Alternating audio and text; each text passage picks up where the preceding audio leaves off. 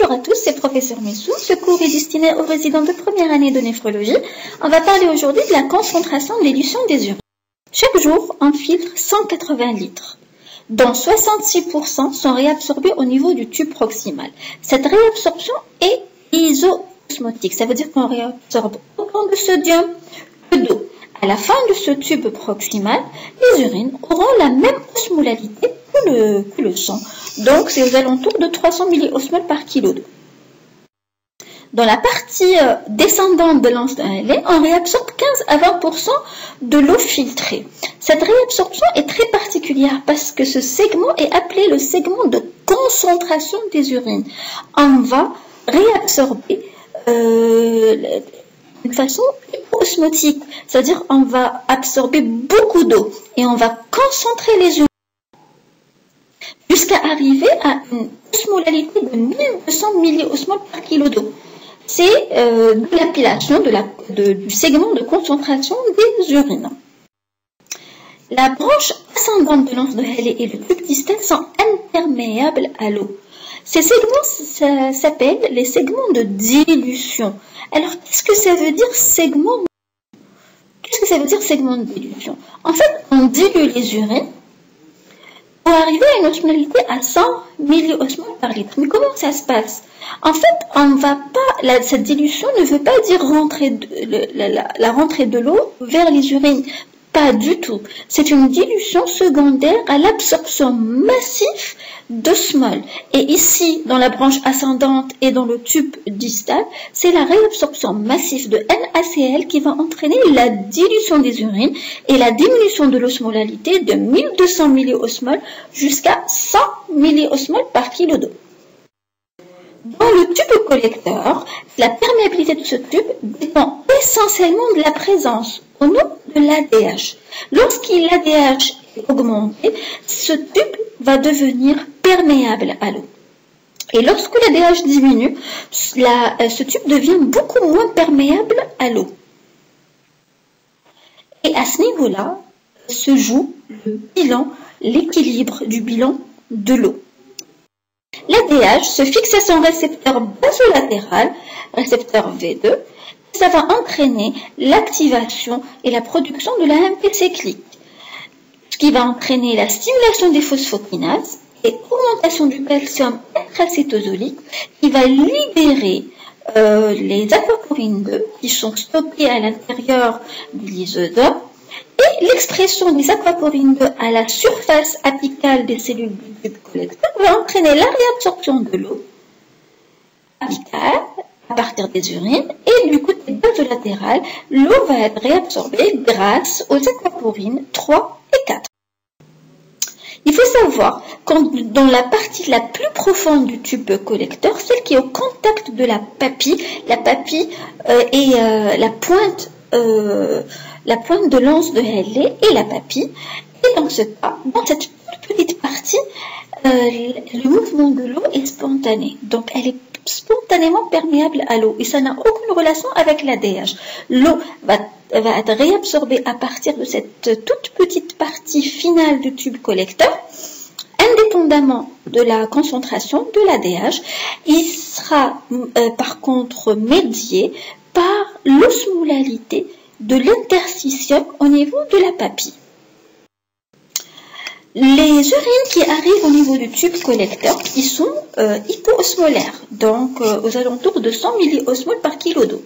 L'ADH, en ouvrant la porte à la réabsorption de l'eau grâce aux aquaporines 2, au niveau du tube collecteur cortical, les urines vont devenir iso-osmotiques au plasma. C'est-à-dire de 100, ils vont remonter leur osmolalité jusqu'à 300. Et dans la partie du tube collecteur médulaire, la concentration des urines va dépendre essentiellement de la force osmotique ou de l'osmolalité de l'interstitium au niveau de la papille. Et cette osmolalité est le point important de la concentration dilution des urines. Donc, la concentration des urines ou l'osmolalité des urines définitives dépendent essentiellement de l'osmolalité au niveau de la papille et cette osmolalité au niveau de la papille dépend du gradient corticomédulaire qu'on va voir tout de suite. Donc cette partie-là, profonde de l'anse de Halley et du tube collecteur est indispensable à la concentration des urines. Donc, l'eau filtrée va traverser les tubes. Et au niveau de la branche ascendante de l'anse de Halley, on aura une réabsorption très très importante du sodium qui va augmenter l'osmolalité de l'interstitium. Le sodium qui est réabsorbé des urines, qui remonte la branche ascendante de l'anse de Halley, va se retrouver au niveau de l'interstitium et ça va augmenter son osmolalité. Ce qui fait que les urines qui arrivent à cette branche ascendante très concentrée, avec une osmolalité de 1200 milliosmoles par litre, vont se diluer et arriver à la fin du tube distal à une osmolalité de 100 milliosmoles par kilo d'eau. Donc la dilution des urines est secondaire à l'absorption intense des solutés de sodium. Donc, ça n'a aucune relation avec la dilution telle qu'on a dans la tête. Donc, c'est une dilution secondaire à l'appauvrissement des urines du sodium. Et c'est ce qu'on appelle l'effet élémentaire. Cette absorption du sodium intense au niveau de la branche ascendante de l'anse de Halley, c'est ce qu'on appelle l'effet élémentaire. Cet effet élémentaire est renforcé grâce à un recyclage de l'urée. Il faut savoir que la partie la plus profonde du tube collecteur médulaire est perméable, spontanément perméable à l'urée. Et comme l'urée est concentrée dans les urines, elle va traverser vers l'interstitium selon un gradient de concentration. Et elle va augmenter l'osmolalité interstitielle. Donc, elle va renforcer l'effet du sodium. Et c'est ce qu'on appelle la multiplication de l'effet élémentaire.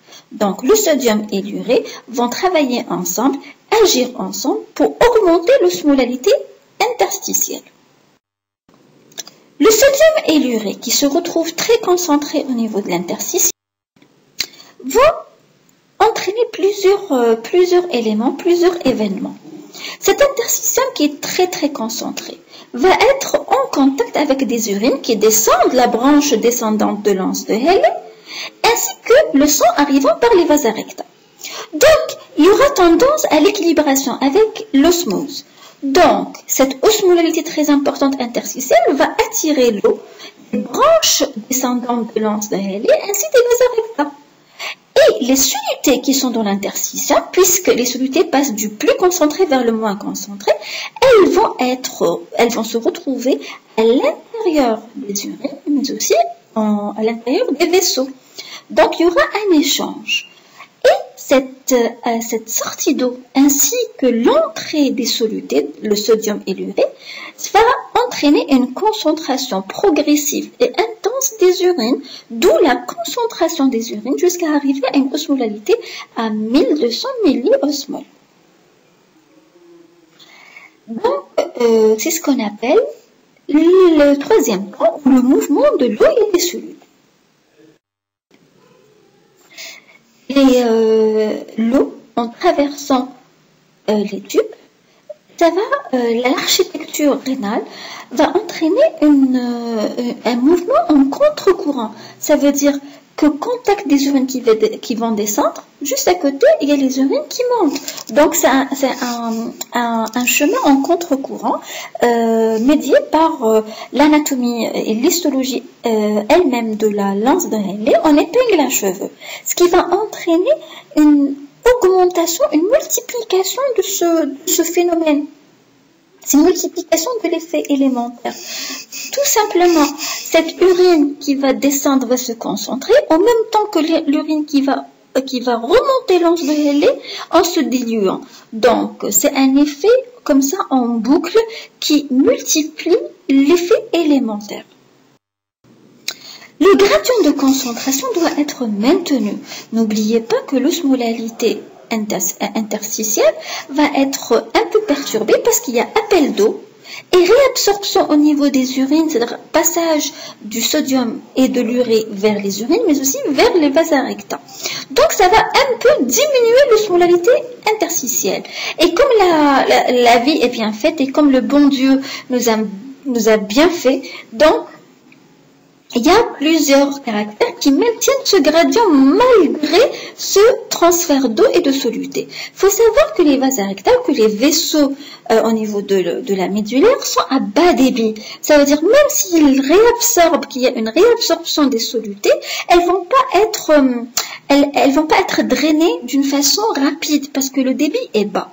Autre chose, l'eau qui a été réabsorbée, il peut diluer un peu cette osmolalité interstitielle très importante. En fait, il y a un détail de l'anatomie, subhanallah, c'est juste un petit détail qui nous a sauvés. C'est qu'il y a on appelle ça un court-circuit entre les branches des vasa recta descendantes et les branches ascendantes du vasa recta, ce qui va faire que cette eau va être recyclée très vite vers les branches ascendantes du vasa recta et protéger l'osmolalité importante de l'interstitium. Donc, grâce à ces deux phénomènes, le gradient va être formé et maintenu. Et cette fameuse pointe de l'once de Rayleigh restera toujours à gradient très important. C'est un moment très important de la concentration d'élution des urines. Au niveau du tube collecteur, l'ADH fait ouvrir les portes. Donc, il fait que transloquer les aquaporines d'eau vers la partie apicale de la cellule du tube collecteur. Mais le passage de l'eau est motivé et médié par un gradient de concentration. Ce gradient de concentration, il est lui-même formé par tous les phénomènes qu'on vient de voir dans les planches précédentes. Donc, l'eau va être réabsorbée après ouverture des portes par l'ADH, grâce au gradient de concentration. Ce gradient de concentration, on va l'utiliser, qui est formé au niveau de l'once de Rayleigh, et grâce au recyclage de l'urée, va entraîner l'augmentation de l'osmolalité interstitielle, et ce gradient de concentration va permettre la réabsorption de l'eau au niveau du tube collecteur en présence de l'ADH. Il faut savoir que la petite partie, la partie la plus profonde du tube collecteur est spontanément perméable à l'eau et cette réabsorption ne dépend absolument pas d'ADH. Elles sont librement perméables à l'eau et le passage, la réabsorption, la quantité de la réabsorption de l'eau dépend essentiellement de l'osmolalité de la pointe de l'once de Rayleigh. Chaque jour, on absorbe 900 milliosmoles par jour et on doit les éliminer. Donc, lorsqu'on ne boit pas assez, il y a l'osmolalité sanguine qui va augmenter. Cette osmolalité sanguine va entraîner l'augmentation de la libération de l'ADH. L'ADH va rendre le tube collecteur perméable à l'eau en ouvrant les aquaporines d'eau. Mais en même temps qu'il ouvre ces aquaporines, les urines, puisqu'il y a une absorption massive d'eau, vont devenir de plus en plus concentrées. Et les urines délivrées à la partie la plus profonde du tube collecteur sont très concentrées en urée, ce qui va entraîner que l'urée qui va être recyclée, qui va être un facteur du gradient corticomédulaire, est très importante. Mais aussi, donc l'ADH entretient ce gradient de concentration permettant la réabsorption de l'eau. Mais aussi, l'ADH a un effet stimulateur de la réabsorption du sodium au niveau de la branche ascendante de l'once de Rayleigh, donc un effet stimulateur du phénomène initial, du phénomène élémentaire, ce qui va entraîner par ces deux mécanismes une augmentation du gradient corticomédulaire et une meilleure absorption de l'eau. Et au final, on aura des urines extrêmement concentrées. Le rein humain concentre les urines et sa limite de concentration, c'est 1200 milliosmoles par kilo d'eau. On ne peut pas concentrer plus nos urines et ces 1200 milliosmoles par kilo d'eau vont être éliminés dans 500 cc d'urine par jour et c'est notre limite de concentration. On ne peut pas concentrer nos urines plus que ça. Par contre, s'il y a une absorption très importante d'eau, c'est un apport très important d'eau, l'osmolalité sanguine va diminuer Et cette diminution de l'osmolarité sanguine va entraîner une diminution de l'ADH. Donc, le tube collecteur va devenir imperméable à l'eau.